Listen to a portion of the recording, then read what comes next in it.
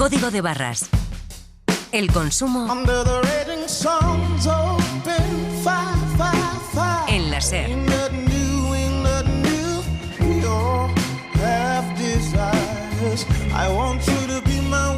Fernando Bayo.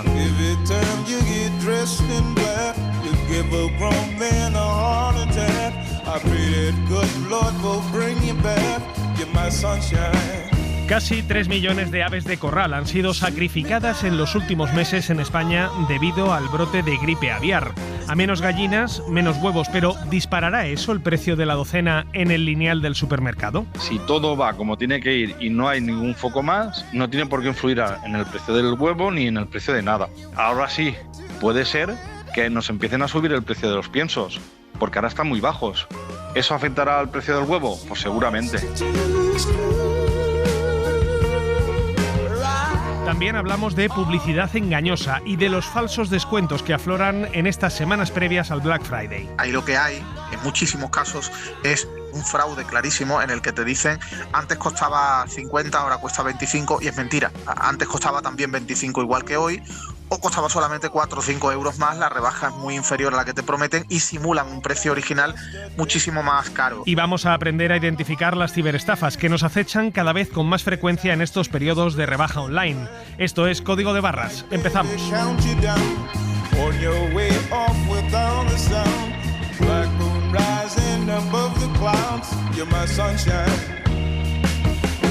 El otoño es una época propicia para los brotes de gripe aviar, una enfermedad que las aves migratorias que estos días atraviesan la península pueden transmitir a los animales de corral con los que entran en contacto. Aves de granja que una vez contagiadas pueden propagar el virus como la pólvora, causando estragos y obligando a sacrificar a millones de ejemplares para frenar el brote. La Junta ha activado hoy el nivel 2 de protocolo de prevención por gripe aviar en el espacio natural de Doñana tras confirmarse 3 focos con aves infectadas. Ha ocurrido en la localidad de Pozo de Guadalajara. La Consejería de Agricultura ha puesto en marcha un protocolo de actuación en coordinación con el Ministerio de Agricultura. 500.000 de gallinas va a tener que ser sacrificado. Además, se va a monitorizar a los trabajadores que tenían contacto. España concentra 14 de los 139 focos de gripe aviar de alta patogenicidad que se han detectado desde el mes de julio en Europa. Y la crisis de momento parece lejos de controlarse. De hecho, la epidemia se ha vuelto tan grave que el Ministerio de Agricultura, Pesca y Ganadería ha ordenado esta semana el confinamiento de todas las aves de corral que se crían al aire libre en España, incluidas las de las explotaciones ecológicas y también las de autoconsumo.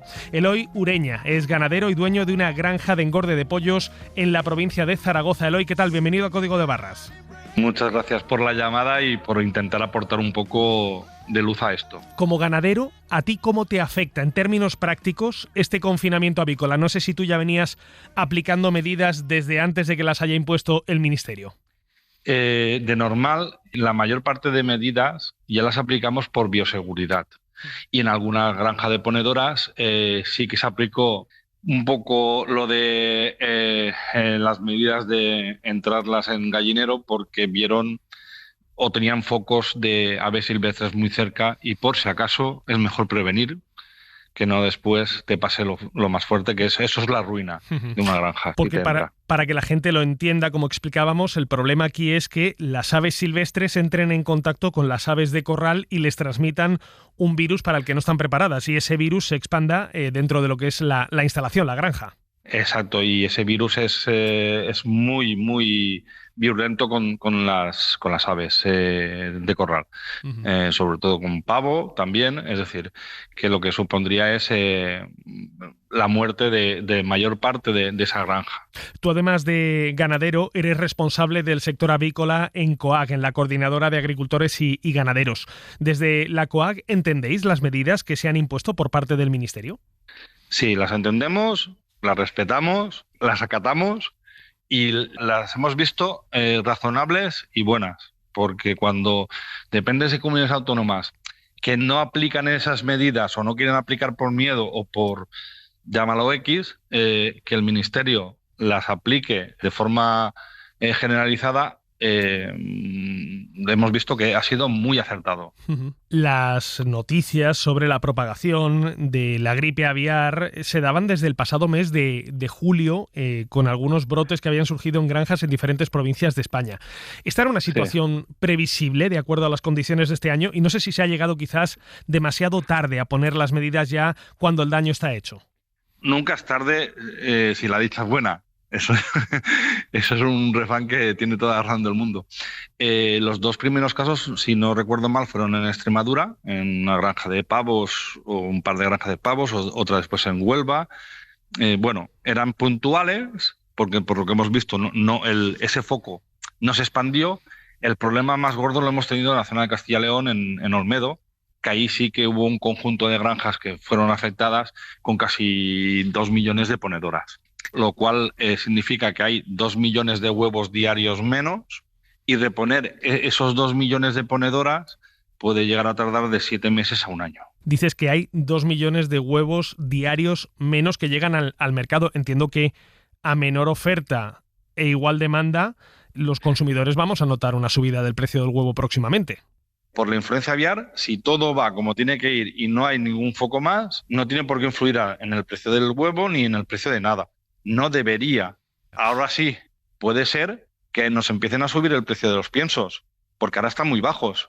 ¿Eso afectará al precio del huevo? Pues seguramente. ¿Habéis notado mucha desinformación en torno a este brote de gripe aviar? Decías que había gente que se lo tomaba casi a pitorreo, ¿no? El asunto, cuando es algo muy grave, sobre todo que os afecta a vosotros directamente, a los ganaderos, y a los más pequeños y medianos ganaderos sois los más directamente afectados porque no tenéis ese colchón para aguantar el impacto. Bueno, yo voy a hacer una crítica constructiva, ¿vale?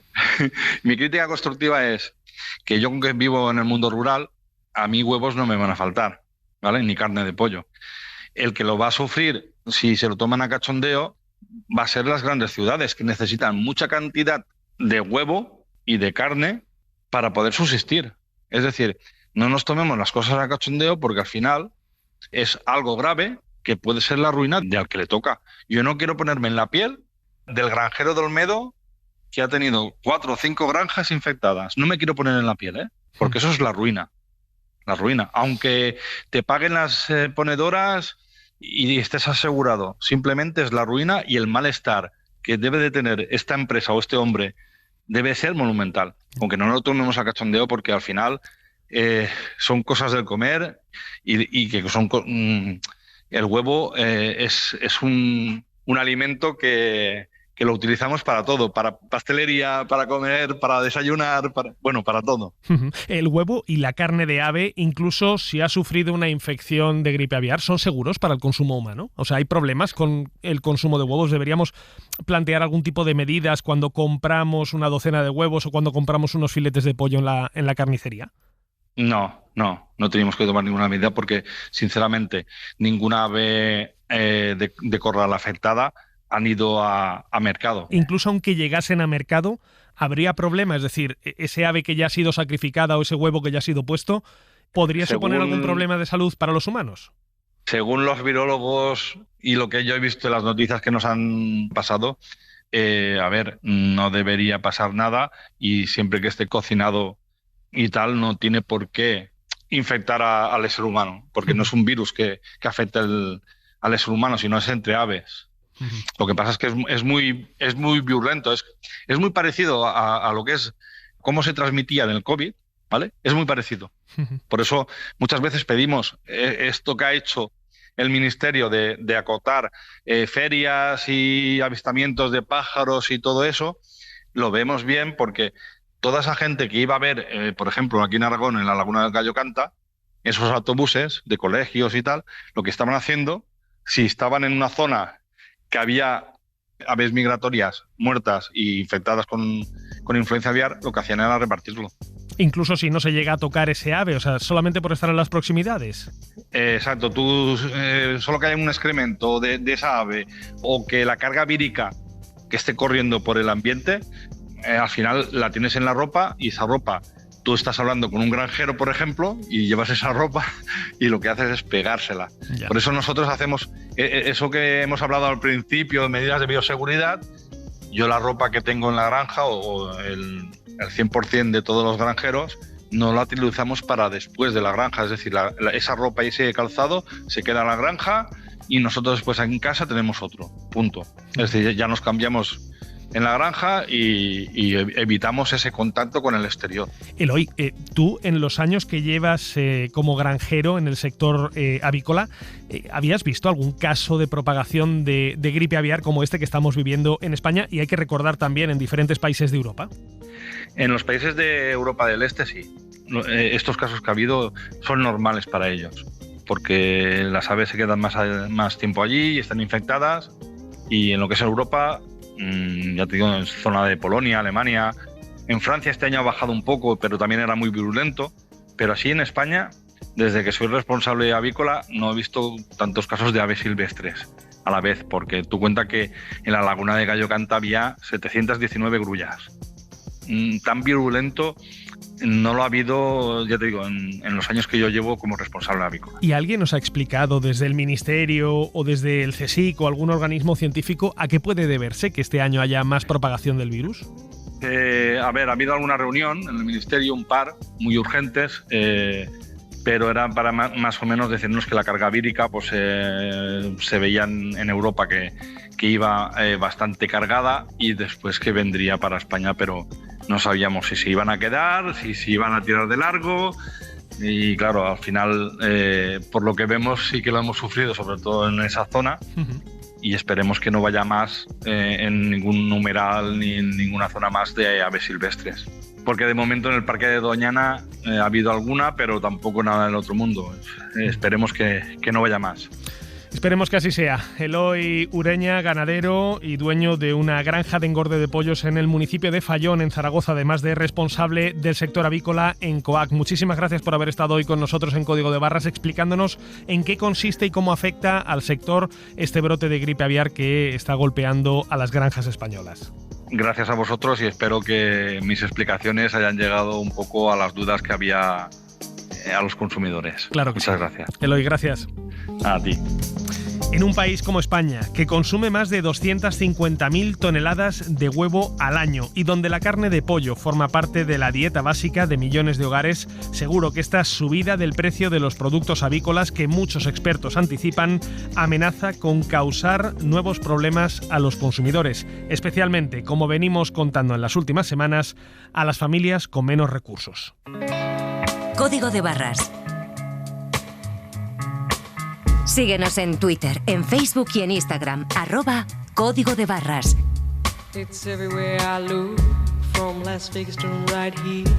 Y escúchanos siempre que quieras en SER Podcast y en la web de la SER.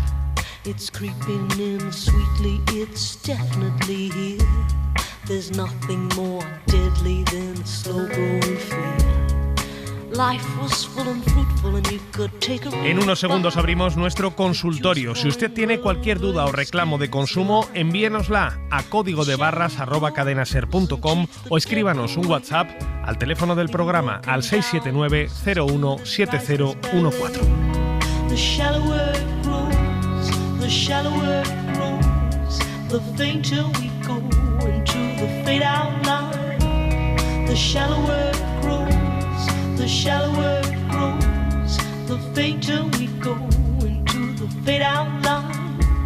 Hola, buenas, soy Tony de Paterna y les queríamos hacer una consulta. Resulta que hace unas semanas era la apertura de una sala nueva de sala IMAX aquí en Valencia, en Kinépolis Valencia, y en la publicidad que se nos enviaba decía que nueva sala con nuevos asientos y había una zona de butacas VIP. Había una imagen de 2 butacas de color marrón, abatibles, con reposapiés, que podías estar tumbado prácticamente en el cine. Entonces nosotros pues dijimos, pues bueno, pues por 2 euros más pues vamos a probar las butacas VIP. Nuestra sorpresa fue que cuando llegamos al cine, sí que es verdad que las butacas estaban separadas de 2 en 2, había una pequeña mesa a cada lado, había una percha para el abrigo, el reposabrazos doble era abatible para estar juntos, etcétera.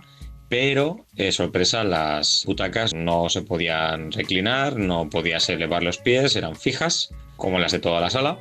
y todos los que estábamos ahí en el cine nos encontramos con el mismo problema de que pensábamos que las butacas que aparecían en la publicidad eran las que nos íbamos a encontrar en la sala y no fue así. Voy a reclamar a Kinépolis porque me parece que esto es un poco de publicidad engañosa, pero bueno, me parece que vosotros podéis dar más luz, también podéis dar más voz y nos podéis sacar de dudas. Un abrazo. Un abrazo de vuelta, Tony, y gracias por comentarnos esta situación. Rubén Sánchez, secretario general de Facua, ¿qué tal? Bienvenido de vuelta al programa. ¿Qué tal? Muy buenas. Rubén, ¿estamos ante un caso de publicidad engañosa, como dice nuestro oyente? Bueno, absolutamente claro, o sea, cristalino. Ten en cuenta que la publicidad engañosa no es la que miente, sino la que induce o puede inducir a error al consumidor. Y aquí es que miente, o sea, aquí es clarísimo, rotundo, te están vendiendo una cosa que en realidad es de una apariencia que no tiene mucho que ver con lo que aparece en la foto, en la imagen, en el anuncio, en el vídeo, en lo que sea que gráficamente describe el servicio que te están vendiendo a un precio más caro que el convencional, digamos. Por tanto, tiene derecho a que le devuelvan la diferencia del dinero como mínimo. Es que claro, él va a disfrutar del cine de una determinada forma. Imagínate que te vas a un circo, pides primera fila y de repente te dicen, mire, que al final no, le vamos a poner en la última fila. ¿Qué reclamas? ¿La diferencia de precio o el importe total de la entrada? Es que la experiencia que has tenido no es la que contrataste. O que vas a un cine, pero la película que te ponen es otra y te dicen, no, mire usted, es que ha visto una película, le devolvemos la mitad del dinero. No, yo es que quería ver otra. Entonces, aquí en concreto, si la empresa es mínimamente seria, que ya de entrada no lo está mostrando con esa publicidad engañosa, si la empresa es mínimamente seria, al afectado le devolvería la totalidad del importe. Ahora, lo que no hay ninguna duda jurídica es que podría reclamar al menos la diferencia de precio entre una entrada convencional y la que pagó. Rubén, ¿cualquier persona puede denunciar una publicidad falsa o engañosa, o hay que haber consumido el producto o servicio para poder presentar una denuncia? No, lo puede presentar cualquiera, igual que quien presencia un delito público puede y debe, está obligado a denunciarlo, quien es objeto de o presencia una publicidad engañosa o un fraude al consumidor puede presentar una denuncia ante la administración competente para poner sobre aviso, para pedir que abra una investigación, un expediente sancionador, etcétera. Si eres víctima, además puedes pedir un resarcimiento del perjuicio causado, pero si no eres víctima, pues sencillamente se trata de cumplir con tu responsabilidad de alguna forma como consumidor y pedirle a la administración que actúe. La publicidad engañosa, Rubén, se dispara en tiempos de rebajas y de venta masiva. Sobre todo estoy pensando en los que vienen ahora, ¿no? Estas semanas del Black Friday, las compras navideñas, las rebajas posteriores. No sé si se multiplican los casos de publicidad engañosa. Claro, es que precisamente Black Friday, luego las rebajas, ahí lo que hay, en muchísimos casos, es un engaño al consumidor, una publicidad engañosa, un fraude clarísimo en el que te dicen antes costaba 50, ahora cuesta 25 y es mentira. Antes costaba también 25 igual que hoy, o costaba solamente 4 o 5 euros más, la rebaja es muy inferior a la que te prometen y simulan un precio original muchísimo más caro. Eso es un fraude. Ocurre en muchos casos, en muchos comercios.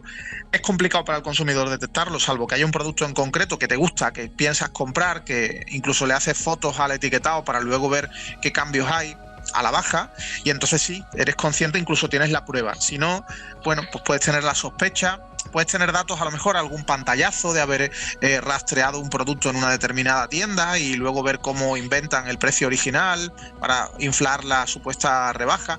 Todo eso se puede trasladar como indicios, incluso como pruebas a la administración, pero también hay que decir que en los últimos tiempos el Ministerio de Consumo está monitorizando productos en épocas de rebajas y Black Friday, monitorizando productos online, que esto es un trabajo que llevamos muchísimos años reclamándoselo a las administraciones autonómicas de consumo. Pues bueno, el Ministerio está utilizando una herramienta que se utiliza en distintos Estados miembros de la Unión Europea, rastrea el mercado, anota precios y características de productos y luego verifica si los descuentos que dicen aplicarles son ciertos o no, y si no es así, pues abre expedientes sancionadores. Ya ha puesto unas cuantas multas a comercios precisamente por engañar a los consumidores, específicamente en el Black Friday. Pues Rubén Sánchez, secretario general de Facua, muchísimas gracias por haber resuelto hoy la consulta de Tony y las dudas que podemos tener el resto de consumidores en torno a la publicidad engañosa. Gracias a vosotros, un abrazo. Escríbenos a códigodebarras@cadenaser.com o déjanos tu mensaje en el 679 017 014. You say you got scars I can't see. They hold you at night, whisper lies about me.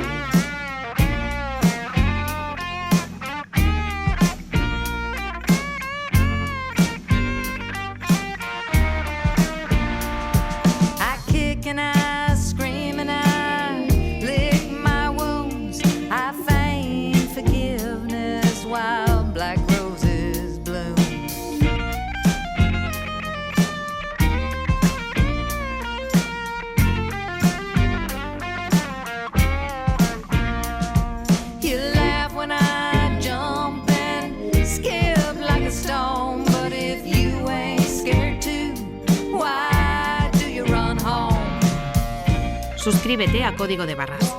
Todos los episodios y contenidos adicionales en la app de Cadena SER y en nuestros canales de Apple Podcast, Spotify, iVoox, Google Podcast y YouTube.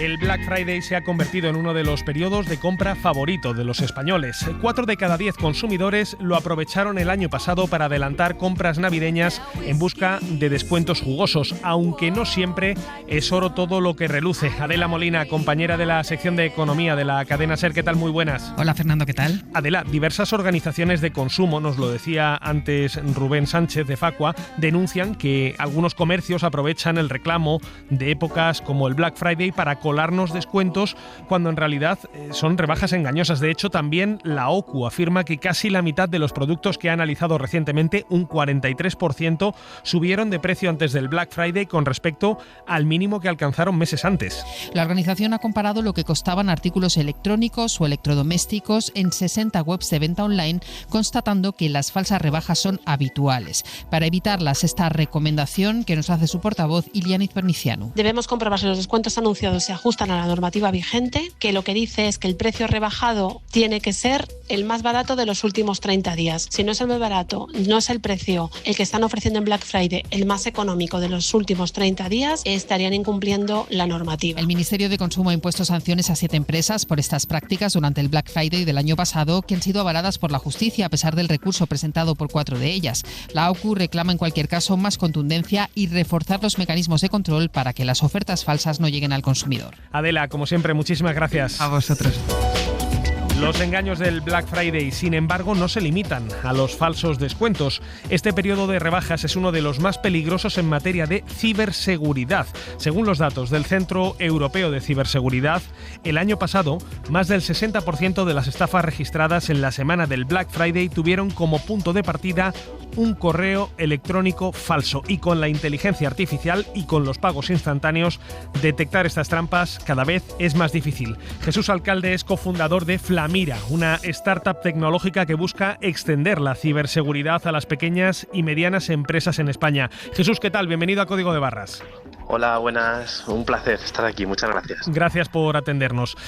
Los ciberdelincuentes cada año nos sorprenden perfeccionando sus técnicas. ¿Cuáles son las más habituales que emplean estos días y sobre todo esas en las que tendríamos que poner el ojo? Decir, ojo si te llega un correo, si te llega un mensaje de este tipo, a ver si no va a ser una estafa. En este caso, aprovechando, ¿no?, la llegada del Black Friday, época de compras navideñas, etcétera, lo más común es que suelen aparecer pues como chollos, ¿no? De repente productos rebajados a mucho nivel en tiendas que en realidad no lo son tal, ¿no?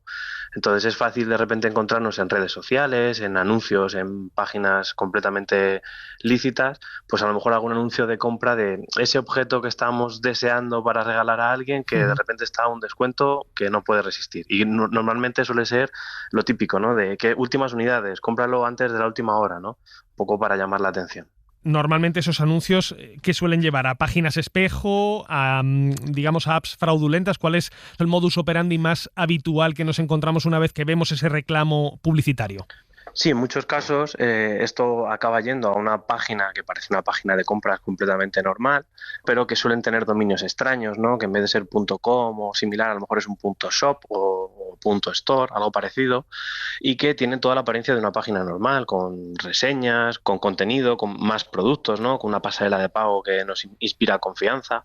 En este sentido, lo que hay que buscar es pues el nombre de esa tienda, si la conocemos. Habría que buscar también, por ejemplo, es muy importante ver la política de privacidad, las cookies, porque en muchos casos de repente bajamos a esa parte más legal de las tiendas y nos damos cuenta de que está vacía o que ni siquiera la tienen. Lo que pasa es que muchas veces los consumidores nos dejamos llevar por ese impulso, ¿no? Y no reflexionamos o no nos detenemos a ver exactamente esa página, esos detalles, o incluso desconocemos cómo podemos comprobar que efectivamente esa página sea auténtica.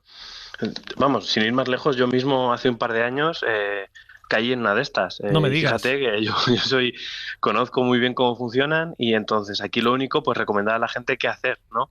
En este caso, pues yo me pasó exactamente lo mismo, ¿no? A través de una red social, vi un anuncio, uy, qué bien, venga a comprar, y luego cuando me di cuenta digo, pero qué tonto soy, ¿no? ¿Cómo he podido caer? En el momento no te das cuenta, o paras un momento y analizas lo que estás haciendo, o en ese momento no de compra impulsiva no eres consciente. Y aquí lo que hay que hacer es, pues sobre todo lo primero, ¿no? Ver qué datos has introducido y cambiarlos en la medida de lo posible. A esto me refiero, por ejemplo, si hemos iniciado sesión con alguna cuenta, Google o algo así, pues cambiar las contraseñas. Si hemos hecho algún pago con tarjeta, pues desactivar esa tarjeta, avisar al banco y en la medida de lo posible pedir que retiren el cobro, que hay veces que los bancos, ¿no? Pues pidiendo la documentación adecuada, pues te pueden devolver ese importe, y a veces es necesario hasta pedir un duplicado de tarjetas o similar. Pero es verdad que en estos momentos de que todo va tan rápido, ¿no? En Internet, es muy fácil en realidad levantar una página web completamente ficticia, ¿no? Y que van a tardar tiempo en tumbarla, ¿no? Y muchos de estos ciberestafadores lo que aprovechan es levantan la misma tienda en varios sitios, y aunque tumben la tienda, ¿no? Aunque la cierren, ¿no? O alguien les haya ya avisado, alguien ya ha caído, ¿no? O sea, el coste-beneficio para los ciberdelincuentes es muy alto, porque haciendo una pequeña inversión, pues con nada que caiga una persona, ¿no? Ya han recuperado la inversión con creces. Entonces, también luego muchos de estos servicios están alojados en pues entornos, en paraísos, ¿no? Legales, ¿no? En entornos donde la jurisprudencia pues no puede llegar. Los ciberestafadores tampoco son tontos, ¿no? Se protegen. Pues Jesús Alcalde, cofundador de Flamira, startup que busca extender la ciberseguridad a pequeñas y medianas empresas, y que hoy nos ha regalado esta pequeña lección acerca de cómo prevenir las estafas que se pueden dar durante estas próximas semanas de compras masivas. Muchísimas gracias por haberte pasado por Código de Barras. Gracias a ti, Fernando, un placer. Quédense con esas lecciones que nos daba nuestro invitado de cara al Black Friday, de cara a las compras navideñas, a las rebajas y en general a cualquier periodo del año. Los estafadores están muy pendientes, los consumidores también tenemos que estarlo. Código de Barras. When the past is dark and reckless, El consumo but my dreams appear suspended in a time I should forget. En la SER. A positive demeanor keeps my life from being angry, but there were moments that I swear I feel your breath upon my neck. Nos vamos ya. En la técnica esta semana ha estado Lucas Lourido y en el diseño sonoro nuestro compañero Marcos Granado.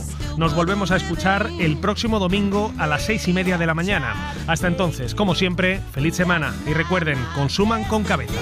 Fernando Bayo.